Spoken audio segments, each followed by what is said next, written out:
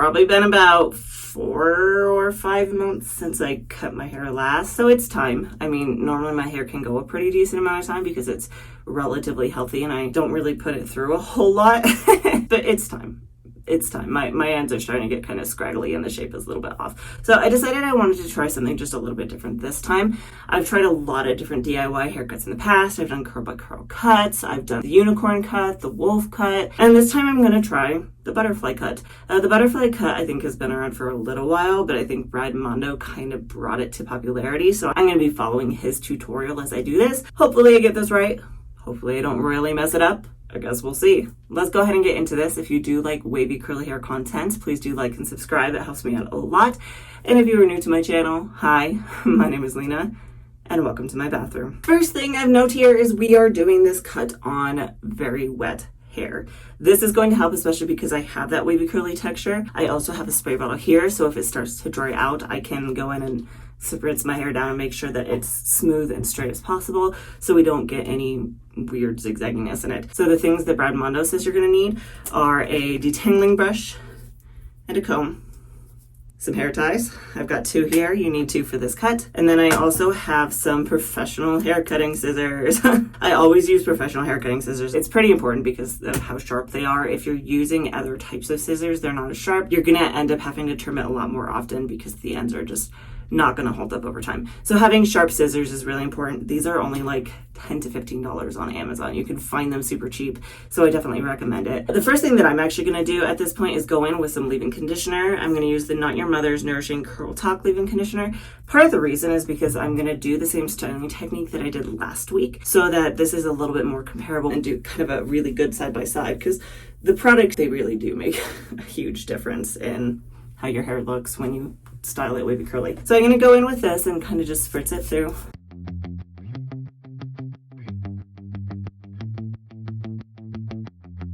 My hair is just dripping all over the floor. That's how you know you have enough water in your hair, I guess. All right, now I'm going to go in with my brush and brush it through to make sure that I distribute that product, as well as just really make sure I remove any knots and tangles. The brush I'm using here is the Tangle Teaser brush. You can use whatever brush you want, but definitely recommend one that's specified for detangling. Now we're going to get into sectioning. So the first thing I'm going to do is I think I'm going to actually kind of fix this a little bit. There we go. Now when we're doing the butterfly cut, we want to find the apex of our head, so the highest point. The best way you can do this is kind of by laying a comb on top and kind of finding where it's at its highest, which I think is about right here. We're going to take this, I'm going to just draw a line down right now. I'm going to make it just kind of there. I'll fix it in a second. I just want to make sure that I get some of this out of the way. And then come back up here and do the same. Well, that didn't work very well. All right, we're going to do the same thing here. I'm going to clean this up a little bit just to make sure that I got those partings straight. Apex of the head, right about here. Draw that line straight down to behind your ear. Now back to this apex and drawing a straight line down. All right, for the time being, you can use a ponytail, you can use a clip, whatever. I'm just clipping this in the back up and away. We're going to take this front section first. So we're brushing this through to make sure there's no knots and tangles. It's nice and smooth. Kind of slowly bringing it all forward in front of our face. I'm going to collect this into kind of more of a ponytail. And again, we're just going to keep smoothing and make sure this is nice and smooth, or you're going to end up with a crooked haircut. All right. Now this needs to be between your eyebrows, so we need it kind of low.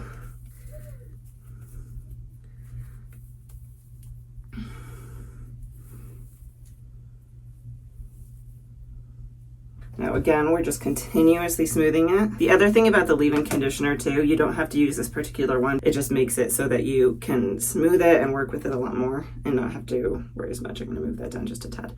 All right, so it's between our eyebrows. We're taking our comb. I have so much hair, this is gonna be a little tricky. We're gonna make sure that, again, this is just nice and smooth. I'm going to bring my fingers down above the comb and kind of find where a lot of that hair is falling out, which I'm going to do, we're going to do about that much.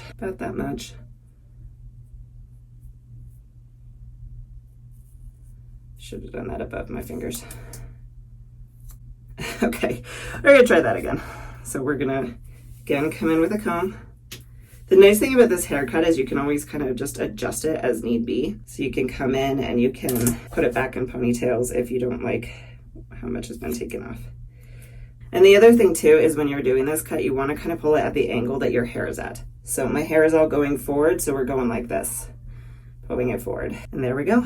Let's pull it down and take a peek.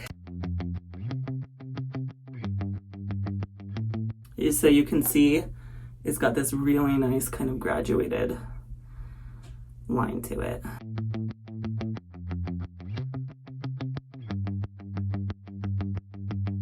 I am personally going to keep this section kind of sectioned out just in case I decide I want to come back and take more off. Okay, now we're going to work in the back. This is always the hardest part. I mean, even though I know that I have leave-in conditioner in it and it's nice and smooth, getting it up on top is always hard. So the way I'm going to do this is I'm going to find more or less where I want my pony to be at, which is up here. You want it pretty darn high on your head. We're going for as high as we can. And then we can bring all the other hair kind of up to it. And then as we go, we're also going to smooth, because we really want to make sure this is extremely smooth. Or again, you end up with a crooked haircut.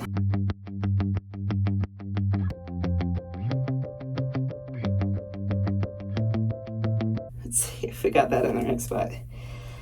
If you have to take it down and rework it, it's not a big deal. Yeah, that is getting in the way. So now that we have this kind of, I'm gonna section this out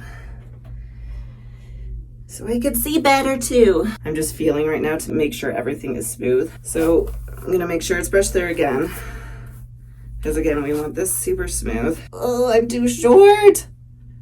I think that's why I see a lot of people do it this way, is bring it forward. Because I see it both ways. Like Brad Mondo's tutorial, he did it straight up.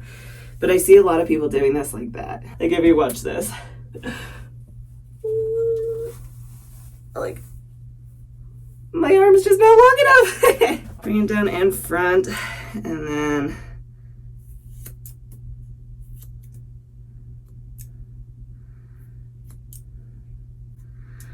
all right, let's comb that through. God, guys, my hair is so thick, it makes this so hard.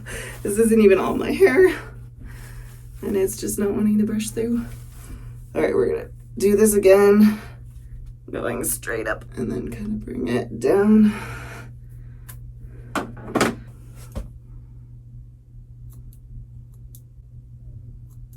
Okay, I'm gonna let this down now. All right, so now we're going to very specifically part it down the center.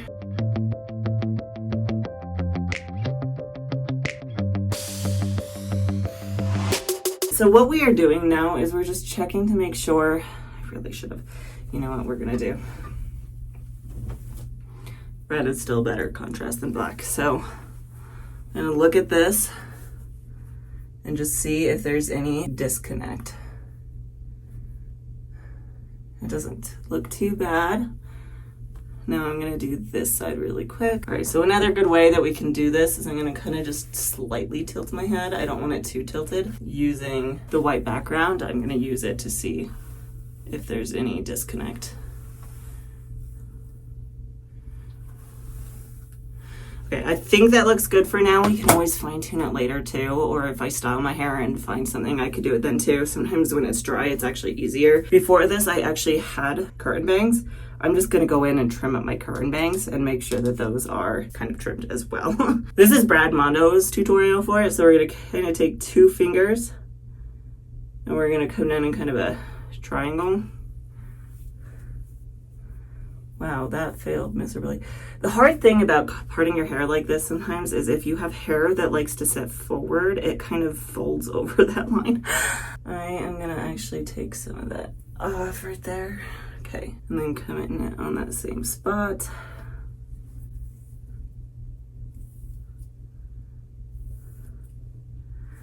Just to help keep this out of my way, I am gonna clip it back because it's just gonna keep it from getting caught up in the front again. So we are going to take these curtain bangs, brush them through. Now we're going to split it down the middle. There we go. So now we're gonna go in one at a time, comb it through, and then we're gonna bring it diagonal like this. And you wanna over direct it. You don't wanna turn your head to look where you're going, or you see how that's sagging now? It's gonna give you a different angle. Your finger should be tilted. We're gonna trim that. Okay, do that again, just to make sure.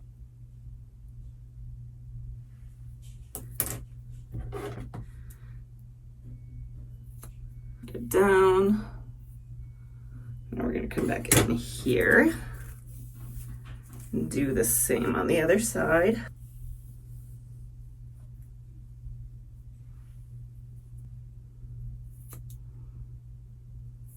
We're gonna double check our work. Okay, now we're gonna make sure these are the same length. So push it down, bring these two up front. Okay, so this side is still just ever so slightly longer. So we're gonna come in and just take like 1/4 of an inch off.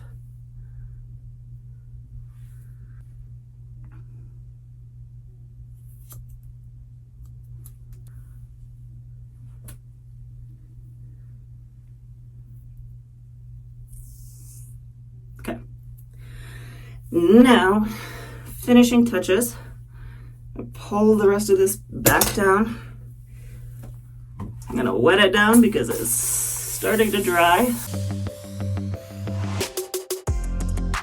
We're gonna now connect these curtain bangs to the rest of the style. So you can see, like, if I come here, this then is very long. Okay, let's see, the curtain bangs are right here. We're gonna come in here and look, this one's a little on the long side, so we're gonna, because I do wear my hair 90% wavy curly, I can't just go in these clumps like this instead of doing the slide technique. We're gonna call that good. Okay, I think that's better. I'm now gonna come in on this side and do the same.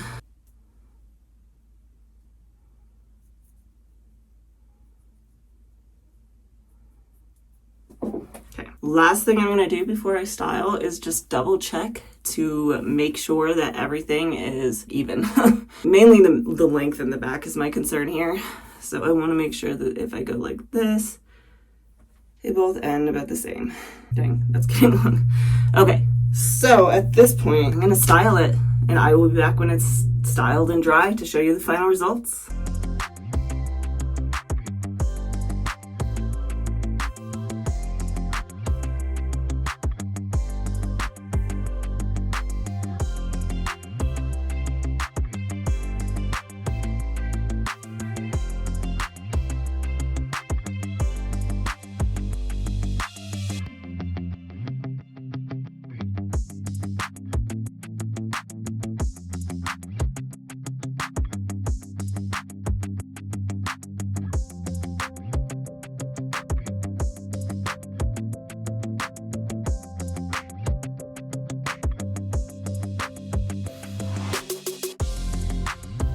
Here we are, my final results, and I want to talk about this, but first I do want to address this, a couple things that I have done since I cut my hair.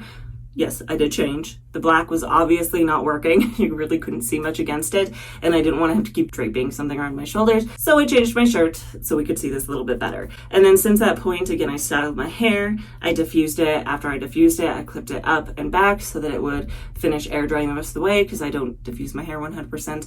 It's been a couple hours now since that point. My hair was 100% dry when I came back. I fluffed it up, and these are my results. What I actually want to do here really quick, two things. First, I want to show you just how much I took off, because I actually didn't ever address that. That's it. I know it's kind of hard to see. I didn't take a lot off, to be honest. Now, maybe I should have taken more off. Maybe that would have given me a bigger effect, but I have been desperately trying to grow my hair out. When I started my healthy hair journey, I had it like down, I had mermaid hair, and I really want that back. So I've been slowly trying to grow it out, and I keep cutting it too short. I keep cutting too much off. So I am trying to stop doing that. If I have to, I can always go back next week and take a little bit more off if I feel like I need it. I tried my absolute best to do the same exact routine that I did last week. So if you haven't seen the video I did last week, I took 2 Not Your Mother's mousses and I compared them against one another. And so the actual wash day I did last week was the Not Your Mother's Plum for Joy mousse. So I used the same exact mousse today. I followed as much of the same routine as possible. Tried to keep the moisture level the same in my hair. That one's a little trickier, especially after you cut your hair while you're working with it. It dries out a decent amount. So I tried to go back in and add as much water as I felt like I needed. Made sure I got that squelching sound in my hair. And overall, I did my absolute best. So I want to show you side by side what last week's wash day looks like compared to this one.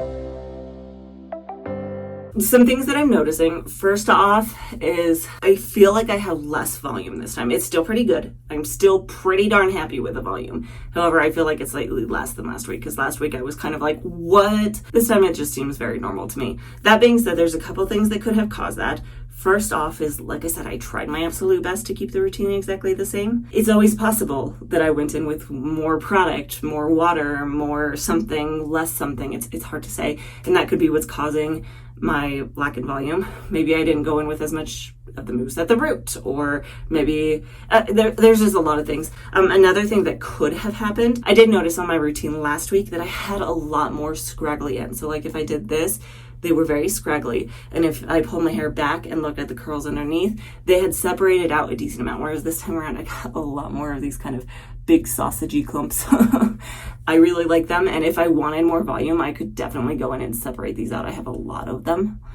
And that would definitely help with the volume, but I kind of like them, so I'm gonna leave them be. It feels like it curled a lot better this time. It took the texture a lot better, whereas I feel like the past few weeks I've kind of been struggling to get it to shrink up. So when I said last week that it felt a little bit elongated, that could have just been, again, because I needed a cut, and it seems like it has made a difference. On the note of kind of fine-tuning things, I definitely could come in on some of these pieces, like over here. These are sitting kind of long. I feel like I could come in here on a couple of these other ones and trim them down. However, I'm not going to do that quite yet. There's a couple reasons for that. One of which is it's possible that, again, I've been touching it a lot, looking at it to try to diagnose it.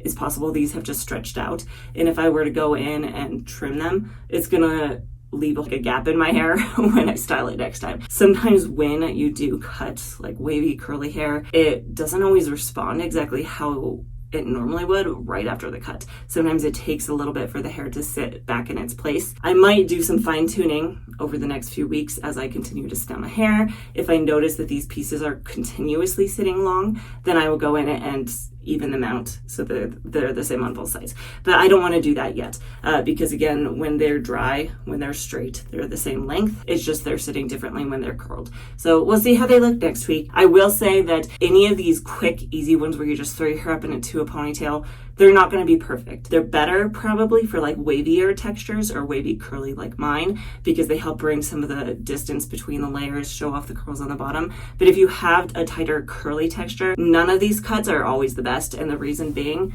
that in the back here, in this crown area, they don't really bring much layering to that area, and so that sits kind of heavy, and for people with curlier hair it takes away the volume and it can make it like elongated and stretched out and things like that. The best thing to do if you have a tighter texture, to be honest, or if you want less weight in the back, go in with a little bit more of a fine-tune process. If you wanted to do it yourself, you would go through and do all the layering. You want to really elevate it, maybe even all the way up over the top. But the hardest part about that, especially doing it on yourself, is you have to go in with a lot of little sections and you have to make sure they're all equal. So the next best thing is see a hairstylist.